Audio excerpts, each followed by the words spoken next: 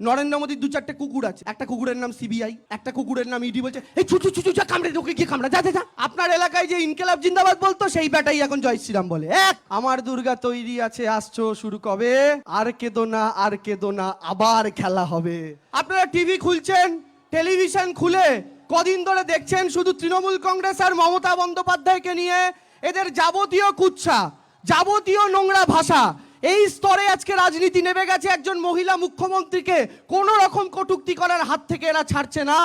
এরা ভুলে গেছে এরা যে মায়ের পেটে জন্মগ্রহণ করেছে সেই মা একজন মহিলা এবং আমাদের রাজ্যের মুখ্যমন্ত্রী একজন মহিলা। কোনো ভাষা ছাড়ছে না। আজকে বাংলার ছাত্র যুব মহিলারা সংঘবদ্ধ হয়েছে, সিপিএম বিজেপি কংগ্রেস জোট বেঁধেছে। আরে বিজেপি বলে কিছু, বিজেপি সিপিএম তো এক, মাল তো এক, প্রোডাক্ট তো এক, শুধু কালার আলাদা। সিপিএম বিজেপিতে তফাৎ আছে? কোনো তফাৎ নেই, সমস্ত কিছু এক, শুধু কালারটা হয়ে গেছে গেরুয়া। আপনার এলাকায় যে ইনকেলাব জিন্দাবাদ বলতো সেই ব্যাটাই এখন জয় শ্রীরাম বলে। আর এই বিজেপি এত সমস্যা কেন?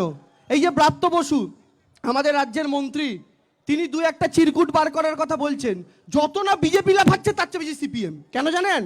কারণ যাদের চিরকুট এখন বেরোবে তারা সব ফুটকি লাগিয়ে রাম হয়ে গেছে কদিন আগে, এই জন্য এদের সবার জ্বলছে বেশি। আর এই সিপিএম কি দিয়েছো? ছাত্র যুবরা এখানে আছে। ছোটবেলায় যখন আমরা স্কুলে পড়তাম বলতো খিচুড়ি স্কুল, একটা খিচুড়ি ধরেই বাড়ি পাঠিয়ে দিত। আর আজকে দিদি মিড ডে মিলে বাচ্চাগুলোকে ডিম খাওয়াচ্ছেন, মাংস খাওয়াচ্ছেন, তাই ওদের জ্বলছে পড়ছে। আর শুভেন্দু অধিকারী বলে একটা লোক আছে, ওরা আবার বেশি জ্বলন। কেন বলে? দিদি কেন বাচ্চাদের ডিম দেবে? তোমার কেন রাগ বাবা? দিদি তোমায় ডিম দেয়নি বলে? দিদি কেন বাচ্চাদের ডিম খাওয়াবে, মাংস খাওয়াবে? আরে দিদি করবে, দিদি লক্ষ্মীর ভান্ডারও দেবে। নরেন্দ্র মোদী গ্যাসে যে টাকাটা লুটে নিচ্ছে ওটা দিদি লক্ষ্মীর ভান্ডারে ফেরত দিচ্ছে, বাংলার মানুষ সেটা জানে। এখন আবার আধার কার্ড প্যান কার্ডের নামে 1000 টাকা করে ফাইন করছে। হ্যাঁ, মানুষকে কি ভেবেছো তোমরা?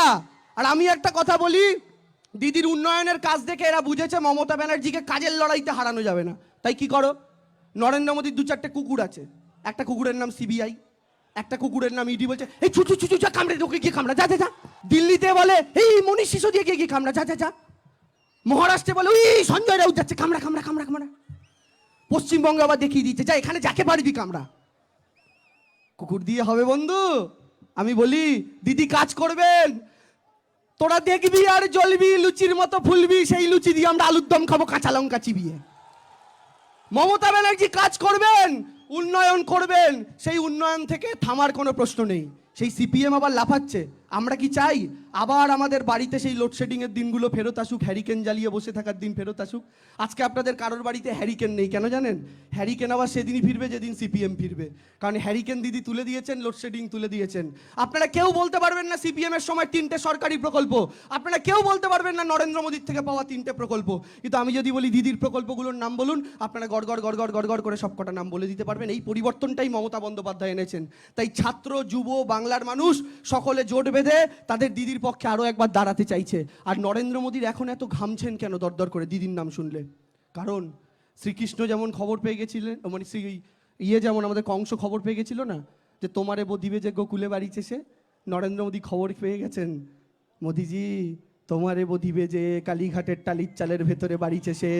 তাই নরেন্দ্র মোদীর বুকটা ধুপুক ধুপুক ধুপুক ধুপুক করছে। তাই সমস্ত অস্ত্র নিয়ে নেমে পড়েছে। কিন্তু অসুরের হাতে যতই অস্ত্র থাক, রূপ বদলের ক্ষমতা থাক, আলটিমেটলি বীরেন্দ্র কৃষ্ণ ভদ্রের কণ্ঠে সেই মহালয়ার গানের কথা মনে করুন, শেষমেশ কিন্তু দুর্গার ত্রিশূলের হাতেই অসুরকে বিদ্ধ হতে হয়েছিল। সেই পরিণতির দিকে আমরা আরো একবার এগোচ্ছি। তাই বক্তব্য দীর্ঘায়িত করব না। অভিষেক বন্দ্যোপাধ্যায় এসে যাবেন, যার বক্তব্য শুনতে আপনারা এতক্ষণ ধরে লাইন দিয়েছেন। শুধু বলবো একটা বড় লক্ষ্য রাখুন। অনেকে আমায় সাংবাদিকরা জিজ্ঞাসা করেন কোথাও গেলে যে দেবাংশু পঞ্চায়েতে কি আবার খেলা হবে? আমি বলি হবে না। কেন হবে বলুন?